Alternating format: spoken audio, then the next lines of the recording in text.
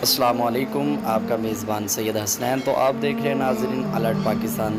تو جیسا کہ ناظرین آپ سب کو پتہ ہے، آج حافظ سعد حسین رضوی صاحب کی پیشی ہوئی کورٹ میں۔ تو کورٹ نے پچھلے جو سارے پرچے تھے یا جتنے دن تھے وہ خارج کر دیے۔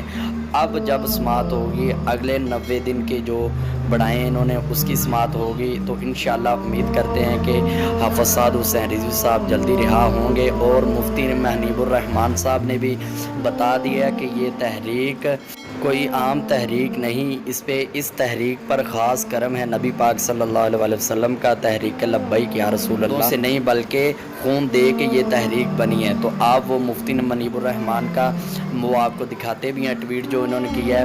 تو جس طرح مفتی منیب الرحمان کی محبت تحریک لبیک یا رسول اللہ کے ساتھ ہے، اللہ پاک ہمارے مفتی صاحب کو سلامت رکھے اور ان کو صحت والی لمبی زندگی عطا فرمائے۔